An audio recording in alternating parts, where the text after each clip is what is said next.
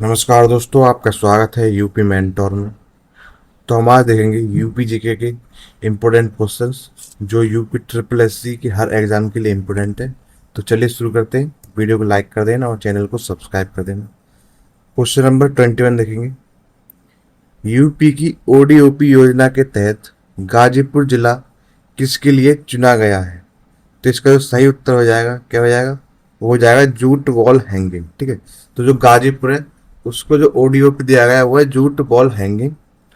और लकड़ी के खिलौने के लिए किसको दिया गया है ओडीओपी? वो है वाराणसी और चित्रकूट को। ठीक है, तो ये भी एक्स्ट्रा फैक्ट भी आपको बताए जाएंगे, इंपॉर्टेंट है, ये भी आपको याद रखना है। ठीक है, क्वेश्चन नंबर 22।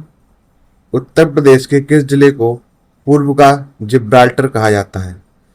तो पूर्व का जिब्राल्टर वो कहा जाता है झांसी का किले को। ठीक है, या ग्वालियर का किला, जो भारत के संदर्भ में विकल्प अनुसार झांसी किला अभेद माना गया। ठीक है, तो अगर विकल्प में अगर ग्वालियर का किला हो तो भी आप लगा सकते हैं, और वैसे झांसी का किला है ये। ठीक है, तो इसका राइट आंसर हो जाएगा झांसी का किला। आ देते हैं अगला क्वेश्चन।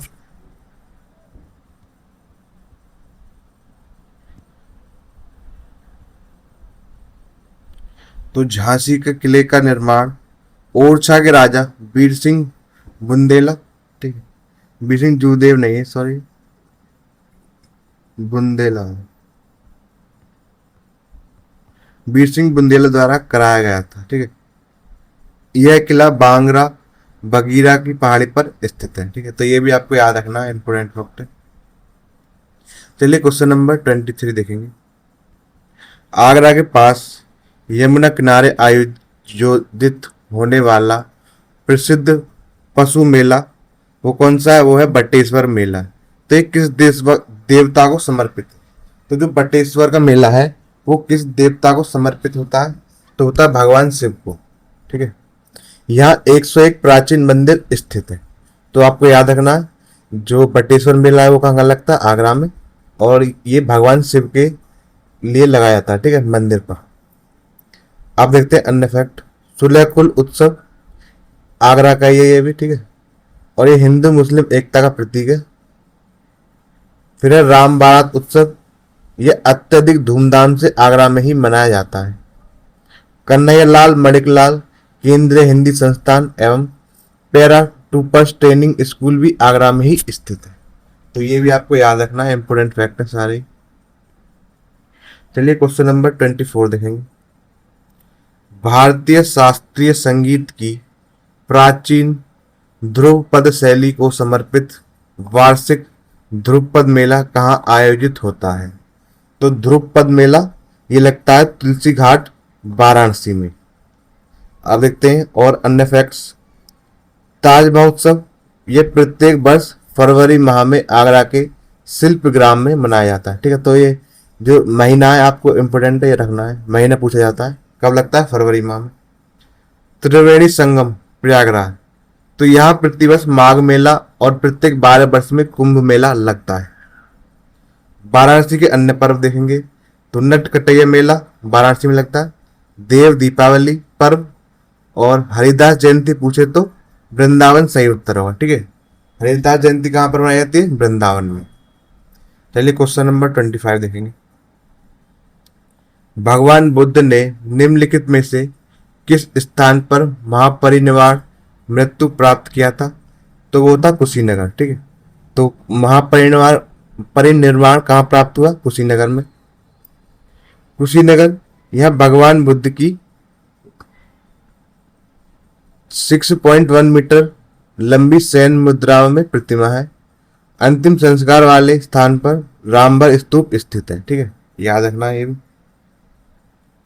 श्रावस्ती में बुद्ध ने यहाँ सर्वाधिक उपदेश दिए और सबसे लंबा वर्षा काल कहाँ पर बिताया? श्रावस्ती में ही बिताया था। फिर देते हैं सारनाथ, जिसे हम ऋषिपत्नम कहते थे प्राचीन काल में। यहाँ सारनाथ में प्रथम उपदेश दिया था गौतम बुद्ध ने, जिसे हम धर्म चक्र परिवर्तन के नाम से जानते हैं। यहाँ धमेक स्तूप और चौखंडी स्तूप दोनों ही सारनाथ में स्थित है। फिर है संकिसा, जिसे हम फर्रुखाबाद कहते हैं वर्तमान में। माना जाता है कि बुद्ध स्वर्ग से अपनी माता को उपदेश देकर यहीं अवतरित हुए थे। यहाँ मुगल घाट भी स्थित है फर्रुखाबाद। चलिए क्वेश्चन नंबर 26 देखेंगे। उत्तर प्रदेश के खनिज संसाधनों के संदर्भ में एस्बेस्टस मुख्य रूप से किस जिले में पाया जाता है? ठीक है, तो इंपॉर्टेंट क्वेश्चन है। तो एस्बेस्टस मिर्जापुर में पाया जाता है।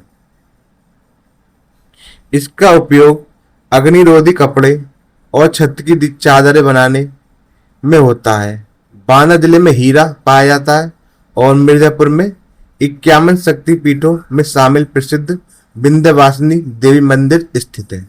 ठीक है, अब देखते हैं क्वेश्चन नंबर 27। भारत का पहला विमानन विश्वविद्यालय राजीव गांधी राष्ट्रीय विमानन विश्वविद्यालय यूपी में कहाँ स्थित है? तो यह फुर्सतगंज जो कि अमेठी में है और वर्तमान प्रशासनिक दृष्टिकोण से यह अमेठी में आता है, अतः विकल्प सही हो जाएगा। ठीक है, अब देखते हैं यूपी में कुल 6 केंद्रीय विश्वविद्यालय। ठीक है, कितने? 6 सेंट्रल यूनिवर्सिटी, और यह विमानन विश्वविद्यालय वर्ष 2013 में बना था। रानी लक्ष्मीबाई केंद्रीय कृषि विश्वविद्यालय यह एकमात्र केंद्रीय कृषि विश्वविद्यालय है जो झांसी 2014 में स्थापित हुआ था। ठीक है, तो ये भी आपको फैक्ट याद रखने इंपॉर्टेंट है। तो चलिए क्वेश्चन नंबर 28 और 29 देखेंगे। 1876 में कानपुर में स्थापित भारत की पहली और सबसे प्रसिद्ध ऊनी मिल का नाम क्या था? तो वो थी लाल इमली मिल। ठीक है, इंपॉर्टेंट क्वेश्चन है, बहुत बार आया है। तो लाल इमली मिल, इसके संस्थापक थे अलेक्जेंडर मैक्रावर्ट। ठीक है, विकल्प में दी गई एलिगन मिल और म्यूरर मिल कानपुर की प्रसिद्ध सूती कपड़ा मिले थी, और कानपुर और गोरखपुर में जूट की मिलें भी अवस्थित हैं। ठीक है, तो याद रखने आपके एक्स्ट्रा फैक्ट जो। Question number 21। वह ब्रिटिश कमांडर इन चीफ कौन था जिसने 1857 के विद्रोह के दौरान कानपुर और लखनऊ में क्रांतिकारियों का दमन कर पुनः पूर्ण कब्जा स्थापित किया था? तो वो था कॉलिन कैंपबेल। इसने जो है कानपुर और लखनऊ में क्रांतिकारियों का दमन किया था। अब देखते हैं कौन ने कहां से क्रांति का नेतृत्व किया था। तो कानपुर का नेतृत्व नाना साहब और तात्या टोपे ने किया। लखनऊ का बेगम हजरत महल ने किया। दमन करता थे ब्रिटिश वो थे कैंपबेल, और इन्होंने दोनों ही जगह से नेतृत्व किया था, कानपुर और लखनऊ से। अब झांसी के दमन करता था वो था ह्यूरोज। ठीक है, क्वेश्चन नंबर 30 देखेंगे।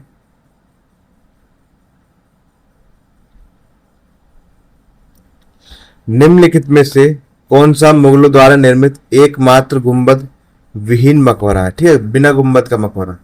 तो वो है अकबर का मकबरा जो कि सिकंदरा आगरा में स्थित है। तो चलिए देखते हैं इससे संबंधित फैक्ट्स।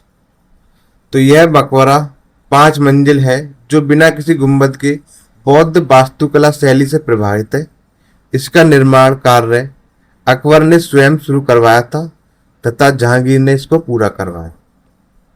जहांगीर का मकबरा कहाँ है?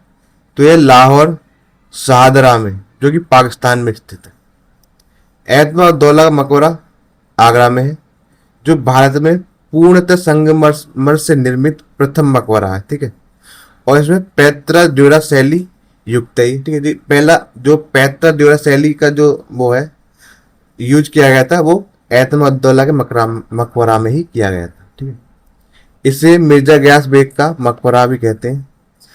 बाबर का मकबरा, तो पहले आगरा के आरामबाग में दफनाया गया बाबर को, बाद में काबुल ले जाया गया था। ठीक है, तो ये फैक्ट भी आपको याद रखना है। अब देखेंगे क्वेश्चन नंबर 31। वाराणसी में सबसे पुरानी जीवित मूल संरचनाओं में से एक के रूप में मान्यता प्राप्त करदमेश्वर महादेव मंदिर किस राजवंश के युग का है? तो यह गहरवाल राजवंश का जो कि 12वीं शताब्दी का ऐतिहासिक मंदिर है। Question number 32। जौनपुर की प्रसिद्ध अटाला मस्जिद किस प्राचीन मंदिर को नष्ट करके बनाई गई थी? तो जौनपुर में कौन सी मस्जिद है? अटाला मस्जिद है। तो ये था जो मस्जिद है ये अटाला देवी मंदिर था यहाँ पर पहले, और कन्नौज के राजा विजय चंद्र घेरवाल द्वारा निर्मित किया गया था। ठीक है, इसी को तोड़कर ये बनाई गई थी। जौनपुर को पूरब का सिराज भी कहते हैं। अब देखेंगे तथ्य। मस्जिद निर्माण, तो अटाला मस्जिद को सरकी सुल्तान इब्राहिम शाह सरकी ने पूरा करवाया था। यहाँ झंझरी मस्जिद और लाल दरवाजा मस्जिद भी है। ठीक है, तो झंझरी मस्जिद और लाल दरवाजा मस्जिद भी यहीं पर है। स्थापना, जौनपुर की स्थापना फिरोज शाह तुगलक ने अपने भाई जौना खां मतलब कि मोहम्मद बिन तुगलक एमबीटी की याद में की थी। ठीक है, यह शहर गोमती नदी के तट पर बसा है। यह प्रसिद्ध शाही पुल का निर्माण मुगल काल में अकबर के आदेश पर हुआ था। ठीक है, तो शाही पुल का वो भी यहीं पर है। तो चलिए, वीडियो कैसी लग रही है? वीडियो अच्छी लगी तो वीडियो को लाइक जरूर कर देना, चैनल को सब्सक्राइब भी कर लेना और वीडियो को शेयर जरूर कर देना। क्वेश्चन नंबर 33, प्रसिद्ध ओखला पक्षी अभ्यारण्य मुख्य रूप से उत्तर प्रदेश के किस जिले में स्थित है? तो ओखला पक्षी अभ्यारण्य कहाँ पर है? तो यह गौतम बुद्ध नगर नोएडा में स्थित है। यमुना नदी का यूपी में प्रवेश कहाँ से होता है? तो ये सहारनपुर से होता है, ना कि नोएडा से। सहारनपुर के पास ही यमुना में हिंडन नदी आकर मिलती है। ठीक है, तो ये भी एक्स्ट्रा फैक्ट याद है। क्वेश्चन नंबर 34, वर्ष 1784 में नवाब आसफ उद्दौला द्वारा अकाल राहत परियोजना के एक हिस्से के रूप में लखनऊ की किस ऐतिहासिक वास्तुकला का निर्माण कराया गया था? तो वो था बड़ा इमाम बाड़ा। ठीक है, इसका मुख्य उद्देश्य अकाल के समय लोगों को रोजगार, खाद्यान्न उपलब्ध कराना था। लखनऊ की प्रसिद्ध छतर मंजिल भी गोमती नदी के किनारे ही अब स्थित है। ठीक है, तो ये फैक्ट इंपोर्टेंट है। क्वेश्चन नंबर 35 देखेंगे। उत्तर प्रदेश के भूगोल और मृदा के संदर्भ में भूर शब्द का वास्तविक अर्थ क्या है? तो भूर शब्द का वास्तविक अर्थ क्या है देखते हैं। तो गंगा नदी के किनारे हवा द्वारा जमा किए गए रेत के ऊंचे टीले जो कि बांगर क्षेत्र में निर्मित होते हैं, उनको क्या कहते हैं? भूर कहते हैं। क्वेश्चन नंबर 36 देखते हैं। सिंधु घाटी सभ्यता या हड़प्पा सभ्यता का सबसे पूर्वी स्थल आलमगीरपुर उत्तर प्रदेश के किस जिले में स्थित है? तो ये है मेरठ में, और ये हिंडन नदी के किनारे स्थित है। तो इसके जो उत्खनन करता थे वो कौन थे? इसका उत्खनन वर्ष 1858 में यज्ञदत्त शर्मा द्वारा कराया गया था। विशेष साक्ष्य कौन से मिले? तो इस स्थल से हड़प्पा कालीन कपास की खेती के साक्ष्य प्राप्त हुए हैं। क्वेश्चन नंबर 37 देखेंगे। केंद्रीय औषधीय एवं सुगंधित पौधा संस्थान उत्तर प्रदेश के किस जिले इस शहर में स्थित है? तो वो कहाँ है? वो लखनऊ में स्थित है।